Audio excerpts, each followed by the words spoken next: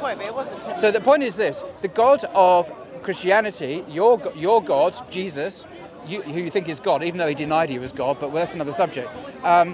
You believe that he is a God of love. And that makes a big difference, you think, to the God of Islam, even though it says in a number of places in the Quran, many places, that God is loving, or God is love. But we'll let that to one side. In your Old Testament, God is not just portrayed as a God of wrath, but a God of genocide. For example, in the first chapter of Samuel, 1 Samuel 15, I should say, verses 1 to 4, the prophet Samuel instructs King Saul, is the details that matter here too, because he's been told by God to go to the Amalekites, that's their name, the Amalekites, and to specifically exterminate them. But it's not just the men, oh no, it's actually the women too, but not just the women who are to be specifically targeted for killing. It is children, it says children, look it up, 1 Samuel 15, look it up in your Bibles. But not just, so you're interrupting, 1 Samuel 15, 1 Samuel 15, not just the children, but babies are targeted for extermination. You heard the Nazis, what the Nazis did to the Jews? Well, this is the Old Testament story, exactly the same. The systematic extermination of whole peoples. And there are many examples in her scriptures where she says, our God is a loving God, and she criticizes Islam. And yet her own Bible has exterminations on exterminations, nothing like that in the Quran. And let me finish here. Now, the story is worse than that. The story is worse. Let me explain why. Because King Saul, the king of Israel, the first king, failed in his duty to obey God. And God reprimands him for his failure to... What was he criticized for? For not obeying the commandment to exterminate every baby, every child, every woman. It gets worse. I'm sorry, there's layers upon layers of horrific wickedness here. Sorry, I haven't finished yet. You're interrupting. Now, now, what is the crime that these people had committed? Let's look at their sin. Let's look at their wickedness. Because maybe, as she's implied, they deserved it. The babies deserved to be slaughtered.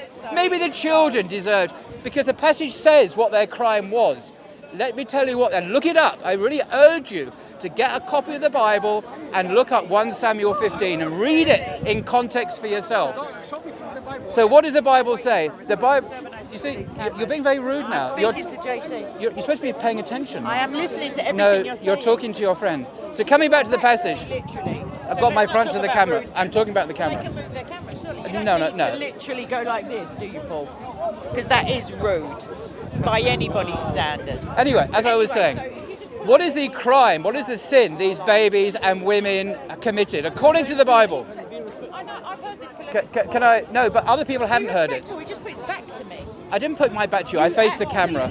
Don't take offence so easily. I haven't taken You're very, offence. if you're very I'm saying thin-skinned, someone is very sermonising thin-skinned. Not at your She's age. very- You don't want to be throwing that one at me, Anyway, can I darling. continue, please? You're interrupting again. Okay. So what is the? You're not sermonising to the cameras. That's what you're doing. You're not here to have a conversation with me. I'm now going to address the cameras because she's tempting to derail what I'm saying, because it is so embarrassing. It is so embarrassing. She doesn't want you to hear. What is the crime, the sin, the wickedness that the Amalekites had committed according to 1 Samuel 15? It was this. It's a rhetorical. They didn't want me to say. Look at the howls of protest. The howls of protest.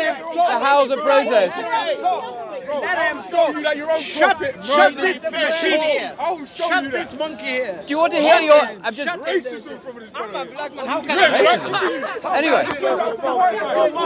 so I would be shorter if I could get a word in edgeways. Shut up. Let them talk. Can I speak? So, for the umpteenth time, what is the...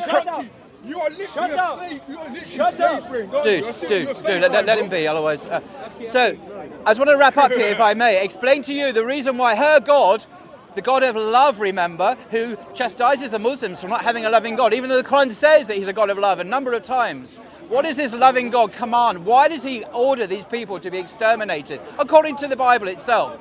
Because it says, if you look at 1 Samuel 15, their ancestors 300 years earlier fought against the Israelites when they were coming out of Egypt, to the Exodus from Egypt.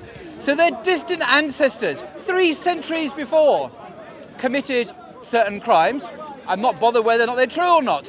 So therefore, 3 centuries later, the women, the children, the babies, all of them, everyone must be slaughtered. Now I have to ask you this question. Is this a loving God? Is this a God of justice? Is this a God of mercy? Is this a God of... So long as it's not done deliberately. So your own prophet did it. Your No. own prophet killed Well, I'm people. trying to finish, but unfortunately... Your own prophet killed women and No, I'm children. talking to a wider audience. Sorry if that upsets you. So, on the authority of Saab, be Jaffa. So, But the prophet anyway. of Allah, when asked about the So as I was children saying- of the polytheists being killed during the night raid, said So in the Quran, they Noah- are from them. Excuse So me. it's okay to kill women and children No, it's not. as long as they are part No. of the enemy tribe. This is a lie. This is a lie. This is a lie. No, it's They are not. of them. No, They are scum. It's okay to kill the Quran is clear But they can have that you the cannot. power. Just to conclude, Can can I have some quiet, please? Can I have some quiet? I'm trying to explain. Latin America made you that. All right, dude. No. Can I finish? Jesus made you a slave. Now you're speaking Dude, Spanish. please. Can I finish? Let me finish. In the Quran, there are explicit instructions not to kill non-combatants. You must not kill anyone who does not attack you first. Do not be the aggressor, it says in the Quran. Do not kill innocent people, it says in the Quran.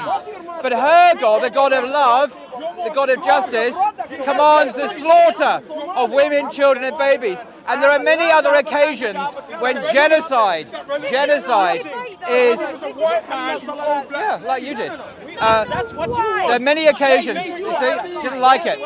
She didn't like it. Christians, I'm sorry you don't like it. I'm so sorry. It's not your position to judge whether you like it or not, dear.